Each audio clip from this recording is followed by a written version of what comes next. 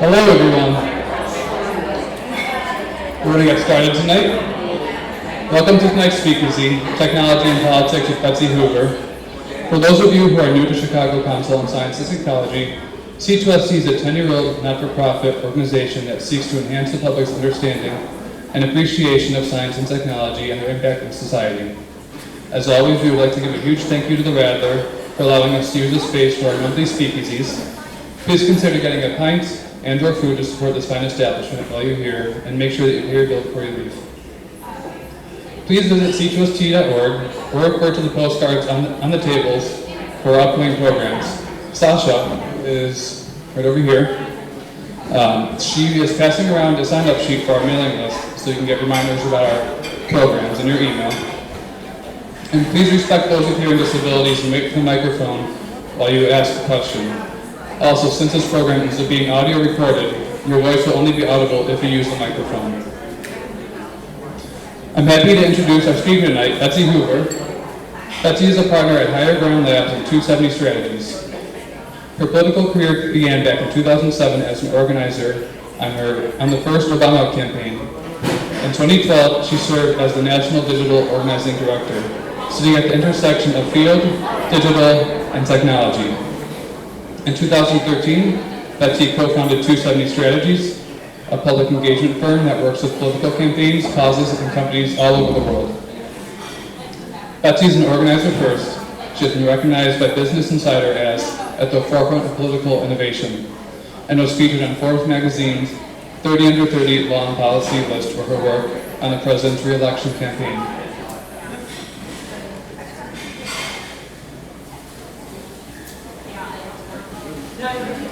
Thank you, Betsy, for being here, and I'm going to hand it up to you now. Thanks, Cuddy. Hi, guys. How are you? Thanks for braving the rain this evening. It's not the ideal time to make it to the Radler for a speaker, but I'm really excited to see all of you and excited about our discussion for tonight. Cody did a great job introducing me, but just to give a little bit of background, we're going to talk tonight about politics and technology. My background is largely in campaigns. So I started in 2007 working for then a long shot candidate in the primary, President Obama, and worked for him basically through 2013 when we founded 270 Strategies. And so have a long history of looking at the intersection of politics and technology, both from the campaign lens and interacting with the systems around election administration. And so we're going to focus on those two things tonight. So just to set the frame for our conversation, this is the reality that we're working in today in terms of how people communicate. Today, 77% of Americans say they own a smartphone. 50% of adults under 50 get their news primarily online. 68% of millennials text a lot on a daily basis. I'm not sure what that means, but that's the study that I read. And 22% of households had cut the cord by the beginning of 2017, so weren't using any cable. So if you think about this in a political context, this is a drastically different set of stats than what we were looking at even in 2008, much less going back as far as 2004 or 2000. The way that people communicate in our country has drastically changed, and the way that people receive information has also drastically changed. And so when you think about what that means for participating in our democracy, whether that's through voting and registering to vote, through learning about a candidate and engaging with a campaign, or through showing up on election day, we need to operate differently than we have before. And that's pushed this industry to behave in very different ways, but also pushed the outbound, the limits of our innovation. And so we're going to talk a little bit about that and why some of those realities exist. That's what I just said. Basically, our political technology lags behind. We're not where we need to be to meet the stats, to meet the way that our voters, our population, our electorate communicate. And it's a problem that we have to solve and that we're working to solve day by day as we speak. So I want to break down what we're going to talk about today. Civic tech is a buzzword right now. People talk about it a lot. It means a lot of things. I think of it as three big categories. So you have government tech, the technology that the government uses to serve the people. So think of this as like the DMV website, registering for any sort of programs online, communicating about like road closures or public school closures or any of those things. So that's GovTech. Election tech, which is really focused on the tech that campaigns use to communicate with their voters. So this is not public funding, this is private funding. It's like the cool website that a campaign builds or a new tool that a campaign rolls out. I'm sorry, that's campaign tech. And then election tech is about the tech that actually administers elections. So how do you register to vote? How do you vote? What are the voting machines? Like those types of things. So those are the three buckets I think about in civic tech. Today we're going to focus on two of them, election tech and campaign tech. Gov tech is a whole thing. Maybe we can do another session on that. But we're not going to try to tackle all three in one conversation, it's just too much. So we're going to tackle these two bubbles. So we're going to start with election tech, and I'm going to break that down a little bit. So election tech is the technology we use to make elections happen. And I think of this in three big buckets. There's definitely more than this, but you can fit most things into these three categories.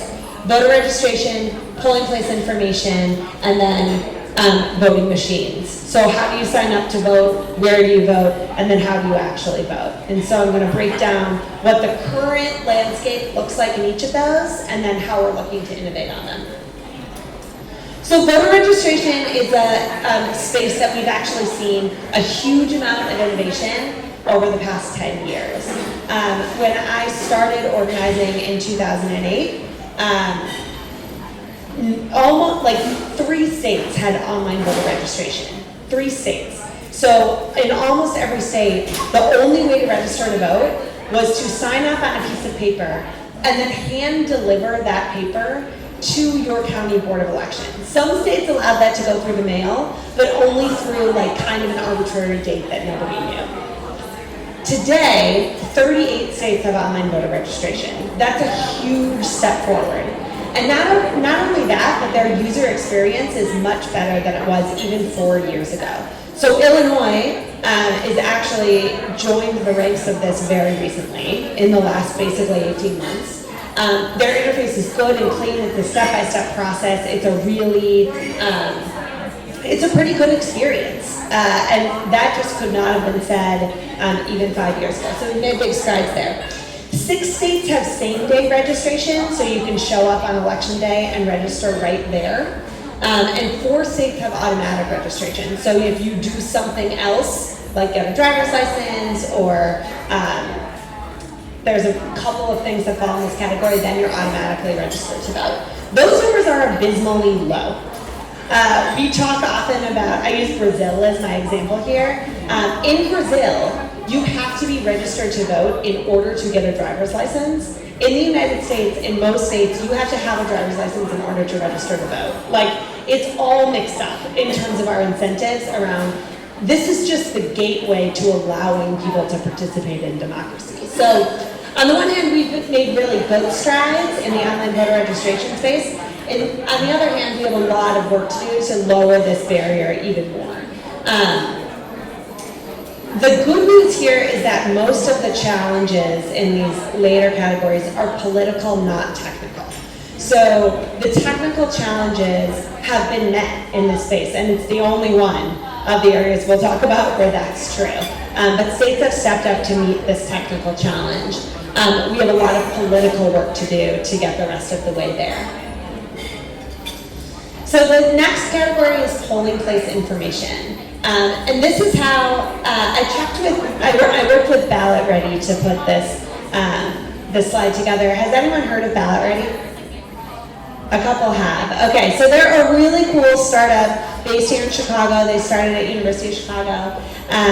And what they're doing is providing information about who's on your ballot and what your ballot's going to look like all the way down the ballot, because most people, including me at times in my life, and I'm sure many of you, like you show up to the ballot, or you show up to vote very ready to vote for president or senate or maybe governor, but then you have like 87 judges you're supposed to vote for, and like you have no idea what to do. And most people either leave blanks or guess, or don't show up at all because that's intimidating, and who wants to do that? Anyway, Ballot Ready is great, check them out. But they helped me put this together.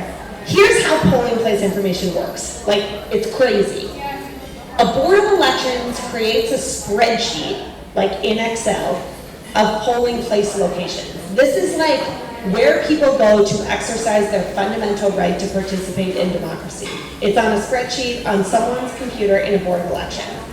And the board of elections could be at any level of government. So if it's a statewide election, then that data is collected at a statewide level. So then you only have to go to 50 states to get, you only have to do 50 phone calls in order to get all 50 spreadsheets, right?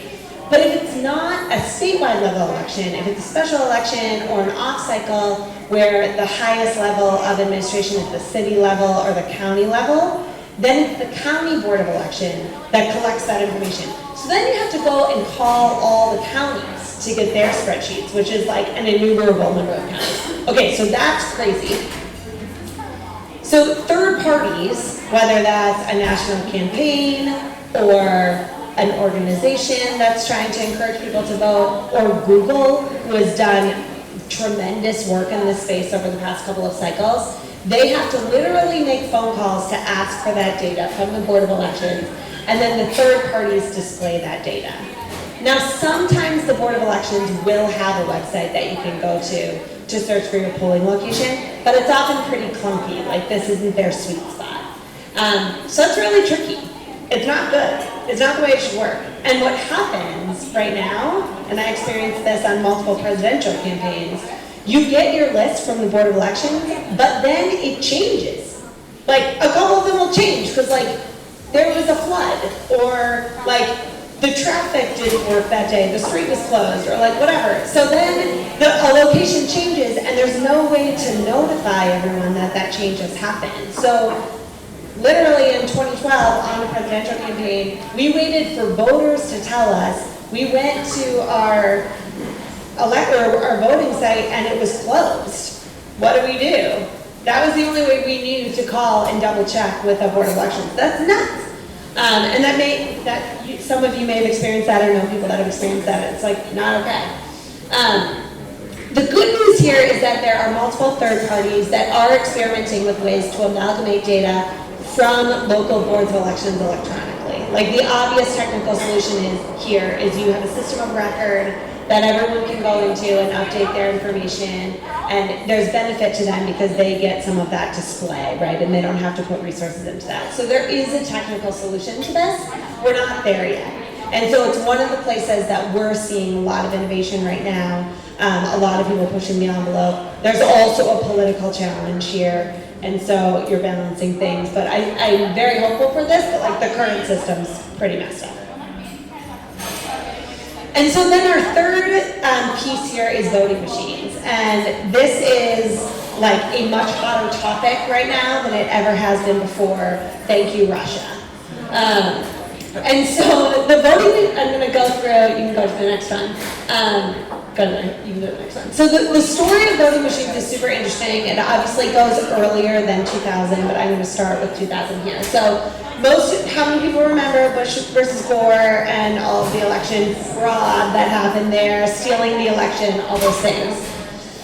So that happened in 2000. Congress acted quickly after that and passed HAVA, which is the Help America Vote Act.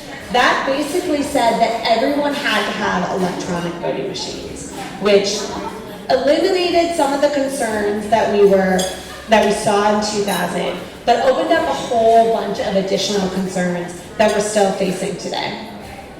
And when you look, I didn't go through like every line item of the iterations of HAVA, which changes every couple of years, but the biggest concern here is security. And that's the biggest concern in a lot of what we do online right now, right? Like this space is not unique to that.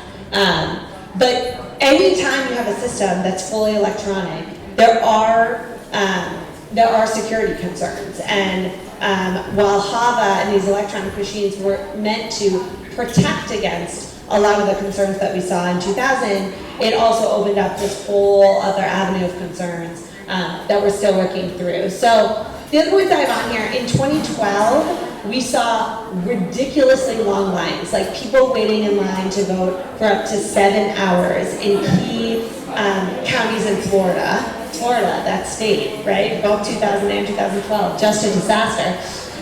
But in key counties in Florida, and again, HAVA was adjusted to make sure the voting machines met a certain standard to be able to move people through more quickly.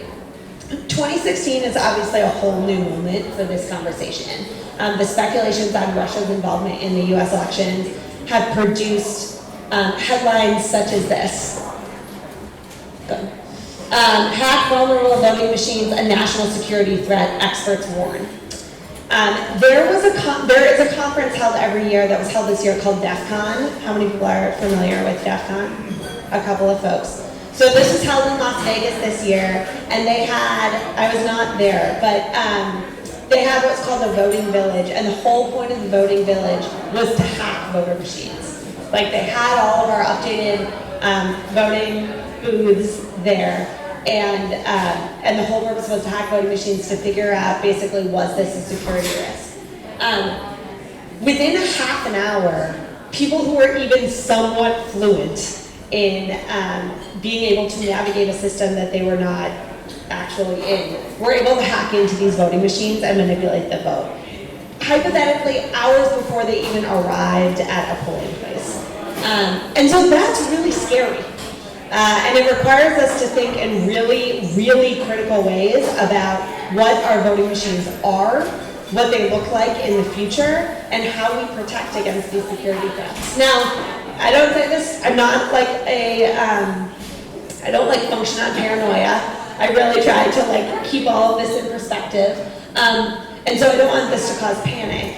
But I do think this is a really important kind of existential threat to this process that needs to be really seriously looked at. Like, how do we protect in today's world where people are receiving information and communicating the way that we talked about up front? How do we protect our democratic process from that?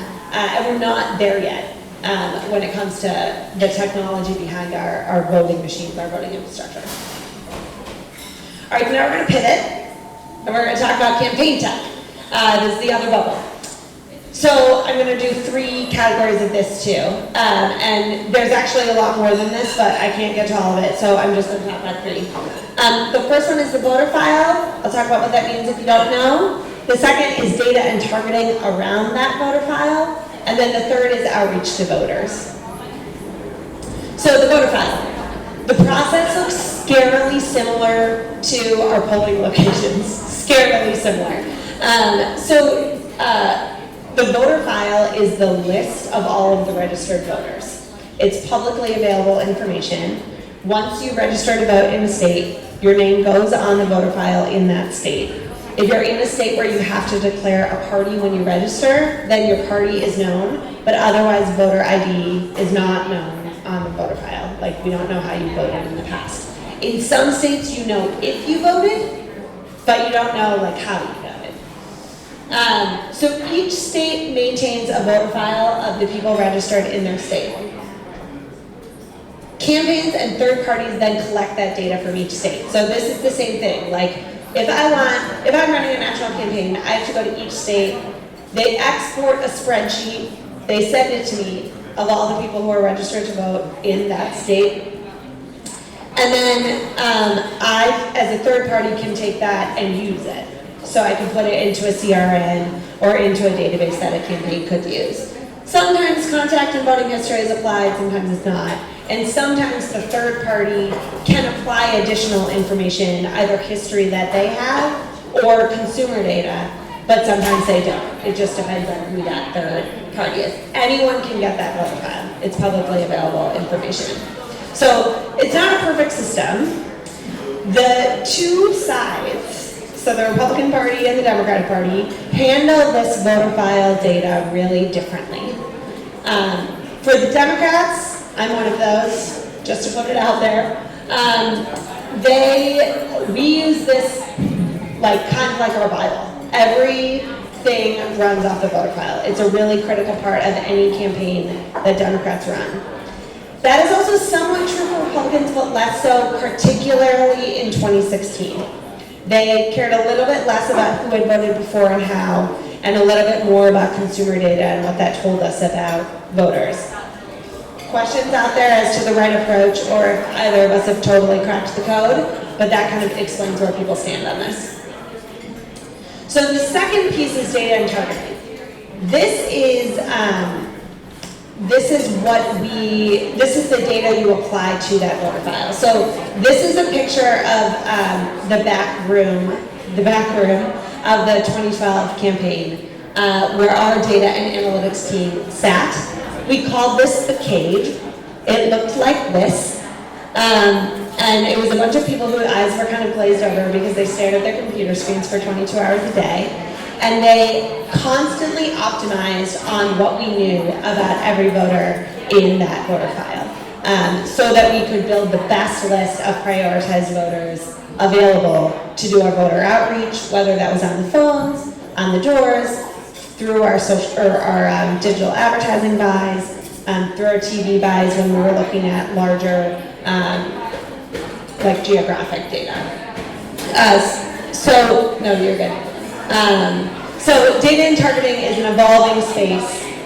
There's a lot of questions about the cost of that work and who has access to it, but it's an important space that's evolving very quickly in terms of campaign tech. The third category then is campaign outreach technology. This is not good. Most of our campaign outreach technology is running on pretty antiquated systems that were built a long time ago and have a lot of legacy code. I'll talk a little bit about why that is, but just to outline some of the problems. And just to be clear, this is the part of this that I interact with most on a daily basis. It makes me pull my hair out. Field staff are still using clipboards and paper to canvass often. How many people have canvassed? How many people got a clipboard to do it? Yeah, you walk in, you get a piece of paper with a really confusing list that you don't know how to read. You're like, where are your UI designers? This isn't that hard. People know how to do this. Communication staff primarily rely on gut instinct. So it's a big resource commitment to put someone on TV for a campaign or to respond to a story. The best example of this is there was a video in 2012 that some of you remember of Mr. Khan from the convention who told his story. Do you remember this? There was a video that went super viral. You all saw it, I'm sure. It was the most liked and viewed content in 2016. The Hillary campaign pushed it over and over and over again without doing any analysis on who was viewing it and how they were viewing it. And after the fact, we learned that actually it wasn't really our people. It wasn't achieving the desired effect, but we were pushing it because I wasn't on the campaign. They were pushing it because they were seeing high numbers, and so they were using that and moving the ball forward, which just isn't a good way to think about the work that we're doing. That's gut instinct as opposed to data-driven. Metrics and accountability are still not applied to social media. Same example kind of applies. And then campaigns tend to start with low-quality voter data and can't effectively track their interactions. So our CRMs are still pretty antiquated, which is a pretty basic problem we should solve. We're going to talk about why this is. I don't think it's because individual campaigns suck. Certainly the ones I was on were awesome. But there are real structural reasons that some of these challenges exist that have to be addressed as we move forward.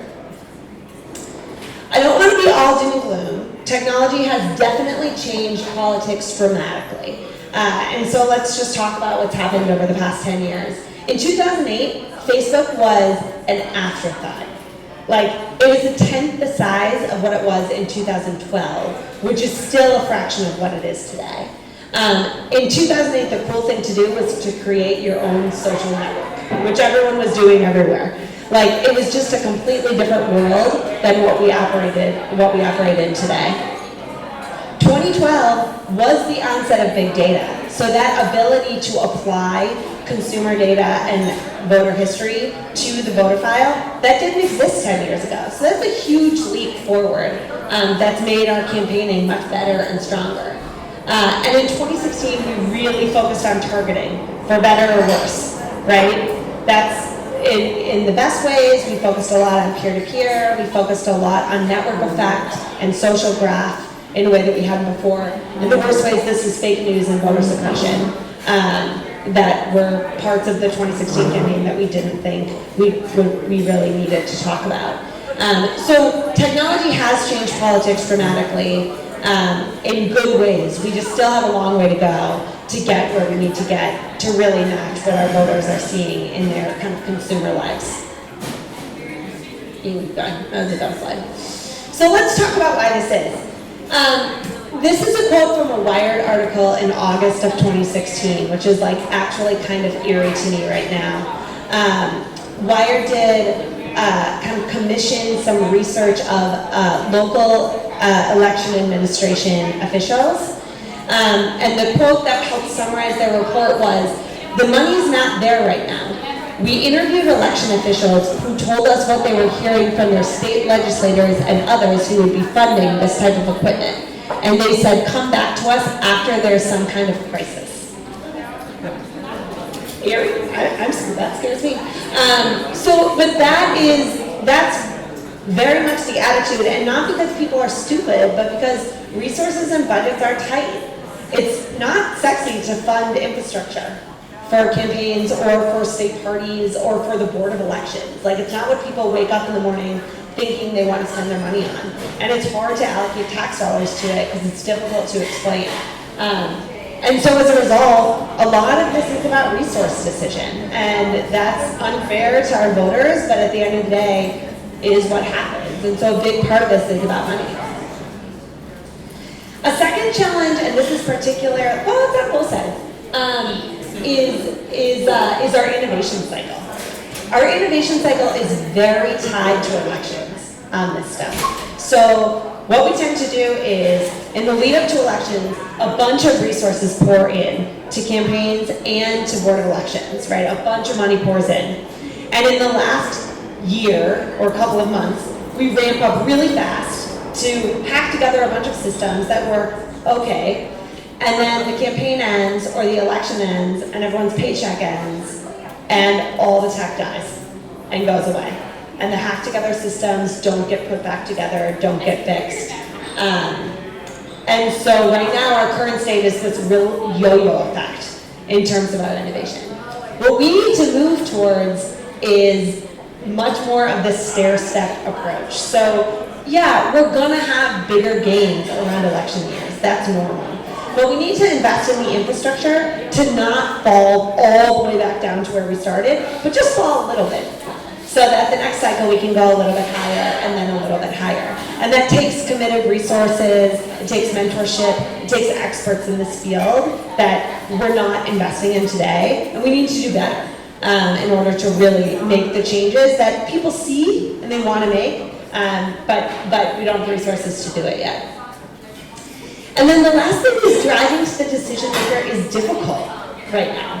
I use the kilo maze analogy, but the decision maker in each of these structures is different and unclear. A lot of these people have been decision makers for a really long time. We have elected officials here in Illinois who have been in the position that they're in right now since before I was born, which is a little bit insane. And have all kinds of allegiances to people they've worked with before, ways of doing things. Their number two is really the decision maker, or like the person in the room or in the office across the state is the decision maker. It's difficult to figure out how decisions get made. And that's true in any industry, I think.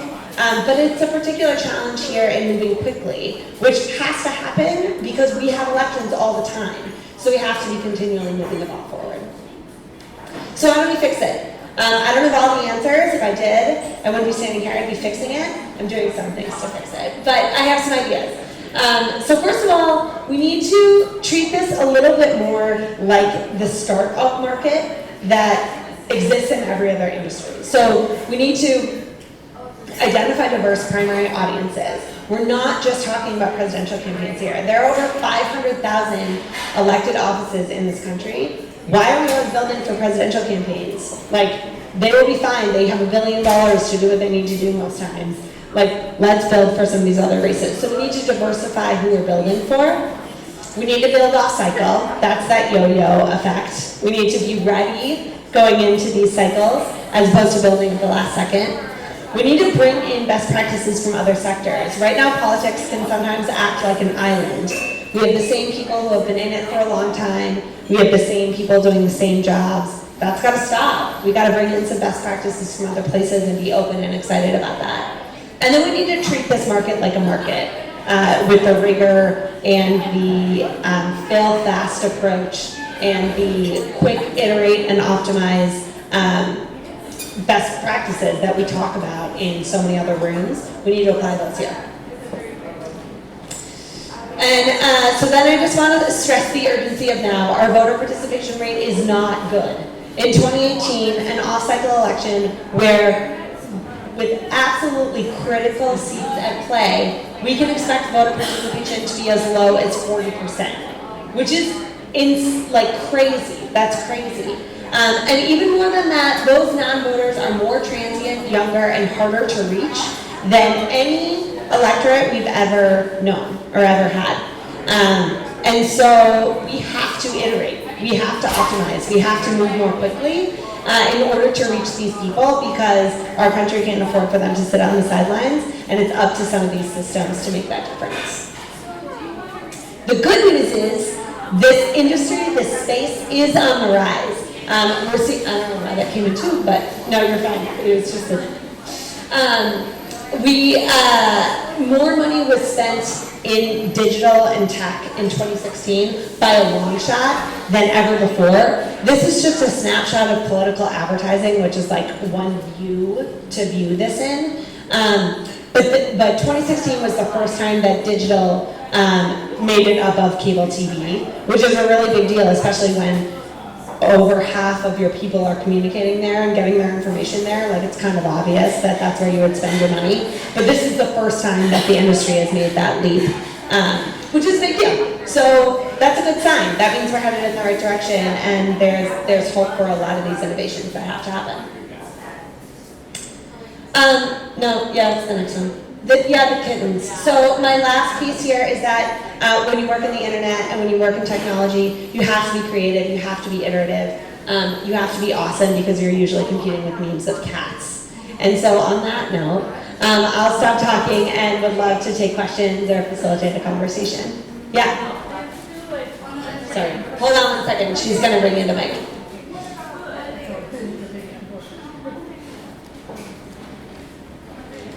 So I had two sort of unrelated questions.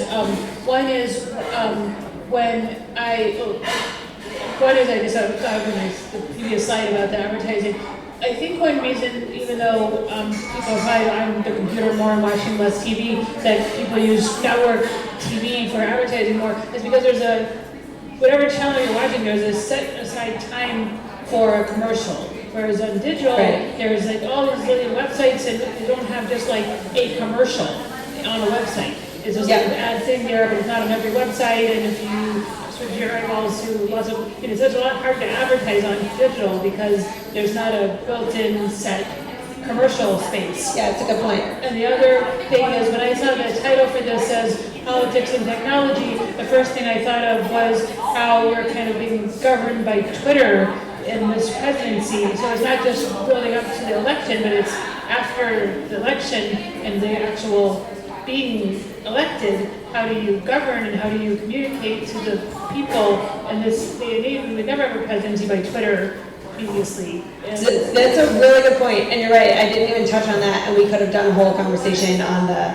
second part of your question, which we can totally have here. I have a lot of thoughts about that. On the first piece, I think that's a good perspective for where the industry is coming from.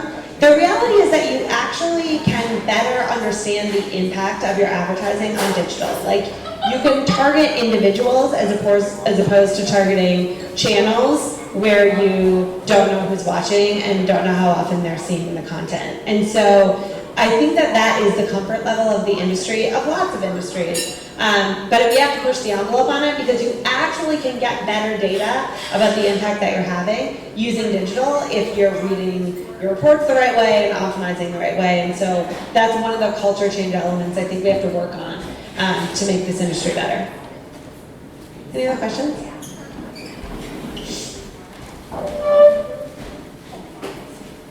So I have a question about like the continuity of data collection between different campaigns. Like from, if somebody is running for re-election, they obviously would have access to their previous campaign like data that they've accumulated. But what about between candidates of the same party? Do they pass that on, or do they just kind of like lose it after the election? Yeah, so I can speak to that from the Democratic perspective. I have hunches on the Republican side, but if anyone else has information, you should offer it. On the Democratic side, we have a data source that the party owns that keeps some information campaigns to campaign. Not all information, and primary campaigns have an opt-in clause to that because that gets a little bit trickier. But just some information is kept campaign to campaign, and that is a hugely valuable resource that I think is underused right now in terms of how it's displayed to people and who has access to it. But it is there, and that gives me a lot of hope for where we're going.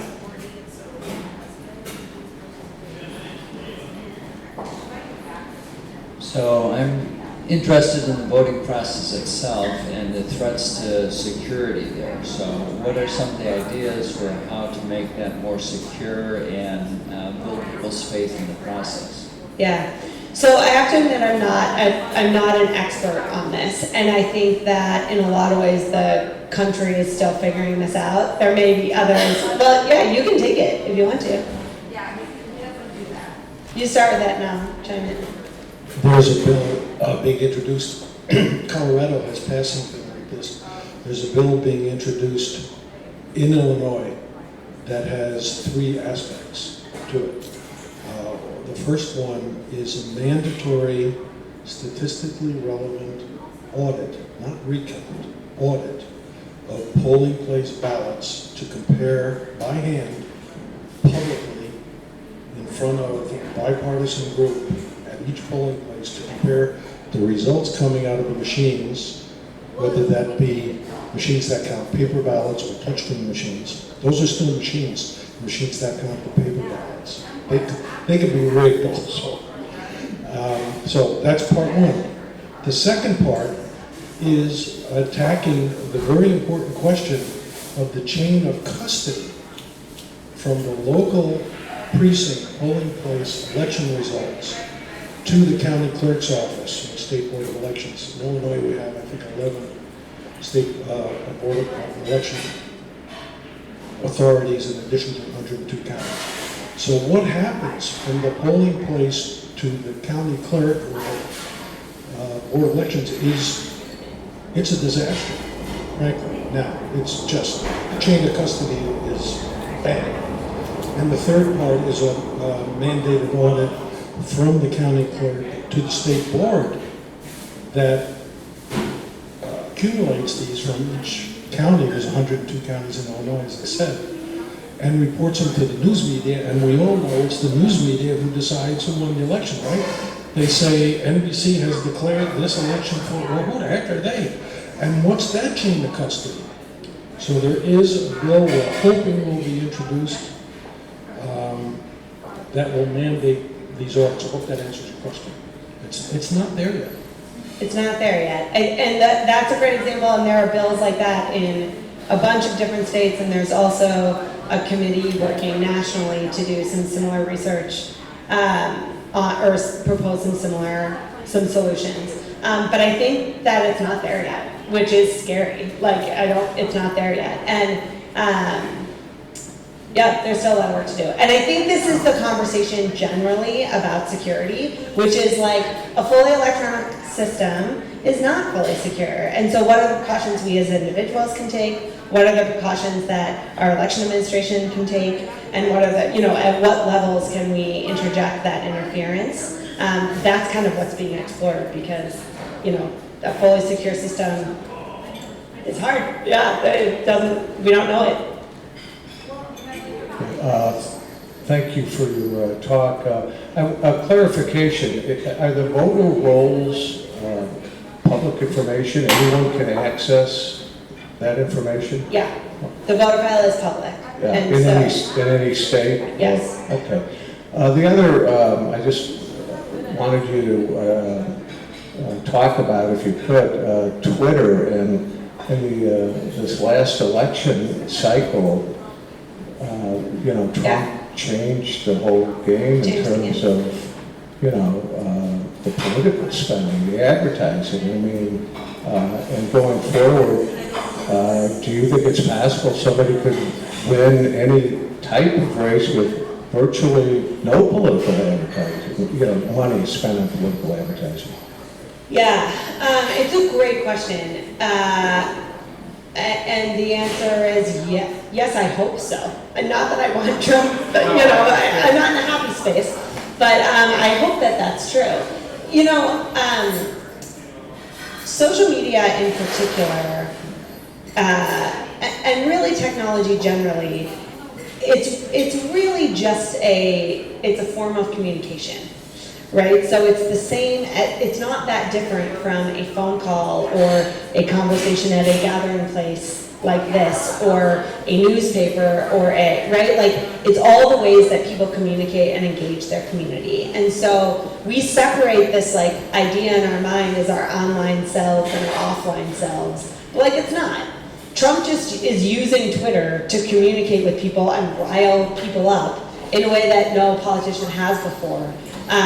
And that can be used for good or for bad. I don't mean to be, that can be used in any way, right? Like another example of a politician that uses Twitter in a really interesting way is Cory Booker, who, ever since he ran for local office, but even as a senator, communicates on a one-to-one basis through Twitter with his constituents. And, when there were floods in New Jersey, he was responding to people about sending trucks to their neighborhood to clear out streets or shovel walks when there's snow. He has a very personal communication style on Twitter that's done great things for him because people feel like they know him. People feel like they're engaging with him on a super personal level. That's super interesting. And so all of these things are tools that politicians can and should use in innovative and different ways to reach the people that they need to reach. And if that's done well, we should be able to decrease the amount that we're spending on political advertising. That's always going to boost your traffic, and a lot of these platforms are moving to very much a pay-to-play model, right? Where if you don't boost your post, if you don't put some money behind it, it's really hard to get the views that you want. And I think that will continue because they are private companies as well.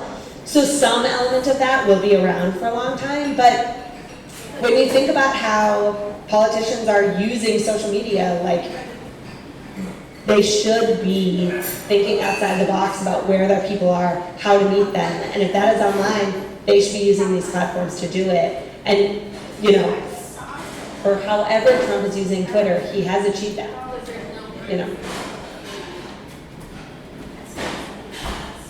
So understanding that digital marketing in and of itself is actually still very young, it has proven itself to be very effective, and people are able to prove conversions and kind of do this as their job every day.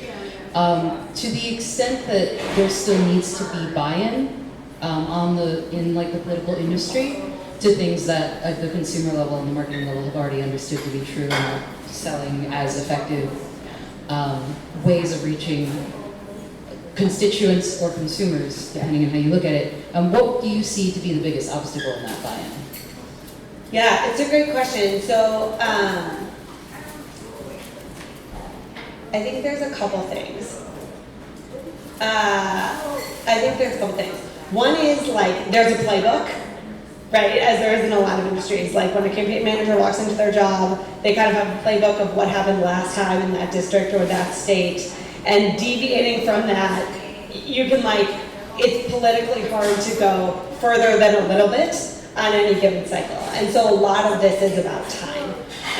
Right now, as you said, digital marketing's young, digital's young, technology is young on campaigns. I'm the oldest person in digital in terms of campaigns, right? And I'm not that old.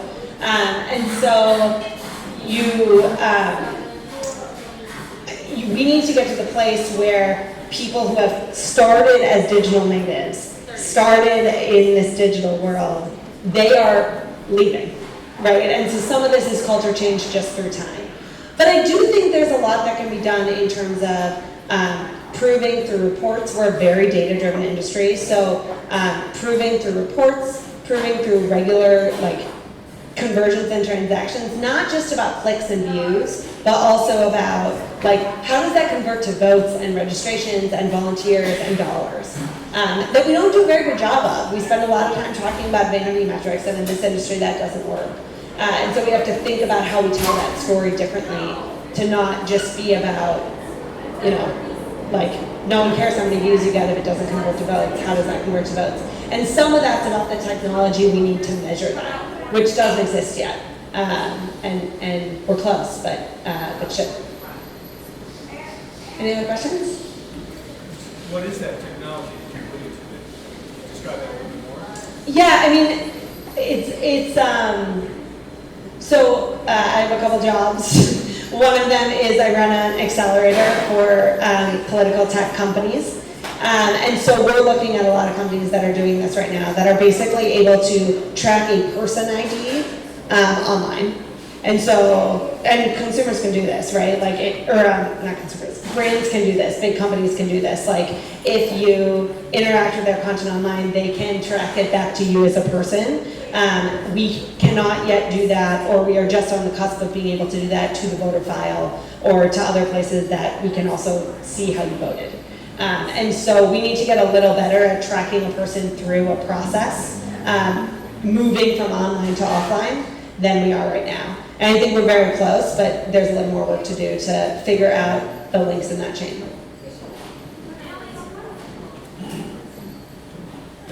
So my question is, when there is voting machine discrepancies, right? Yeah. All that whole category, does that favor one political party or another, or is it kind of even across the board? There's there's a bunch of parts to this question. So I don't think either party would say it's on one side or the other. There is a process in every election of provisional ballots, right? So you have most ballots that go through a voting machine, and then there's a stack of ballots that can't go through the voting machine in the same way because there's some question about their registration. And so we can analyze out of those votes, how those people voted and if it skews more one way or the other. And that tends to, the provisional ballots can be viewed as a voter suppression tactic, and those tend to skew more Democrat because some would say that that's a political move. Others would say Democrats tend to be more sporadic voters who move more often, are more transient, and don't have an ID and other things. So that's one way to view it. Otherwise, I'm not comfortable calling myself a total expert on calling out a party on that. But that hasn't necessarily been proven fully, unless you have something to add on it. Short answer is, unless there's an audit, there's no result. Just unknowable.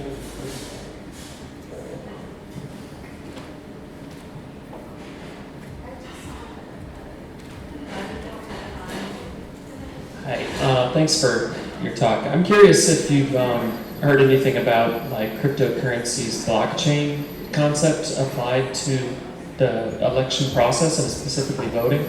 If you could speak any more about that. So I haven't really. in the accelerator that I'm running, we did get a couple of applicants that were experimenting with pieces of that. They were super interesting. None of them were far enough along to actually be able to implement quickly. And so I think that that's not quite there yet. But I think it will be around. What's cryptocurrency? Do you want to explain it? Cryptocurrency. Bitcoins? Basically, yeah. Sure. So one of the underlying technologies in cryptocurrency is this concept of a blockchain, where you use mathematical proofs to add on to this ever-growing set of data. And the data is available for anybody who wants to participate. Starts, if you want to like go and get some Bitcoin yourself, the first thing you do is download like 5 gigabytes of just kind of looks like garbage data, but it's actually these linked lists where each person participating in the currency and making a transaction adds their transaction to that public record. And this concept is super powerful for a lot of reasons, but especially applied to like voting, it could be really interesting because basically your vote would be mathematically proven to be added to this chain and anybody could see it. Now, you'd be anonymous in the chain, so you couldn't actually see, oh, this is how I voted, but you would see that somebody voted this way, and then the next person voted this way, and then the next person voted that way. So it's a pretty neat idea, but like you said, there's a lot of research that has to be done. All right, let's take 2 more. I have a sick baby at home. So I'm gonna jet out right after this, and so I'm gonna take 2 more and then I gotta go. This might be an easy one to blow off. Have you thought about the role of technology in educating the electorate? I'm struck by the idea that it takes an exam to get a driver's license, but all you need to do is walk in the door, or you get a driver's license to be able to vote. Leads to some questions about, what the voters really are voting on.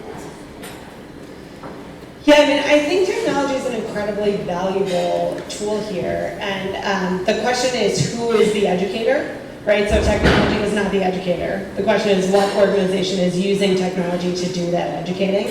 And it's super interesting, like you can see the government doing this, and this being part of GovTech. You can see schools doing this. You can see employers doing this. You can see campaigns doing this. I think there are some really interesting technologies out there. Ballot, which I already mentioned, this is their #1 focus, is educating the electorate. I don't work for Ballot, they've come up a couple of times. But they're a really good example. There's other technologies out there, other platforms out there that have that as their primary focus. I think it's a place that's still really ripe for innovation. But again, as most of this, it's like and really with technology generally, it's a process question and a political question as much as it is a technical question, which I think we could dive into, and more should be done. Any other questions? I didn't mean for the sick baby to scare you all off. Yeah, go for it. Sick I know. You identified a lot of the critical aspects in all the areas you looked at are handled by third-party organizations. What funds them, keeps them going, and incentivizes them to keep doing a better job? Yeah, it's a great question. So the answer is different depending on the area. Sometimes those third parties can be funded by donors, right? So they could be campaigns, or they could be nonprofits, or they could be PACs, or they could be IEs, or even state parties or local parties. Sometimes those could be businesses, right? Those could be vendors that are using this data and displaying it. And keeping those incentives aligned is a real challenge.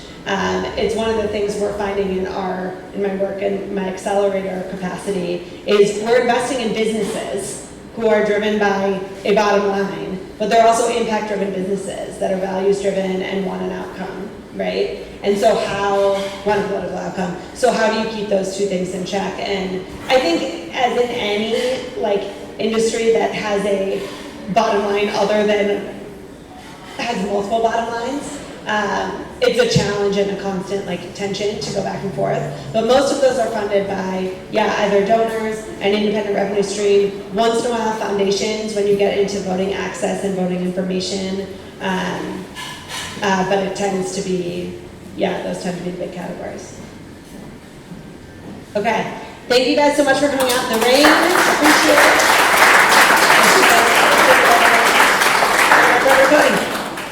Thank you so much, Betsy, for coming out here tonight. And I'd like to remind everyone tonight that we will be sending a survey after the event. And if you fill it out, you will be entered to win one of 3 free passes to the Morton Arboretum. And that's it. Thank you all for coming out tonight. Stick around, talk amongst each other. Politics, technology.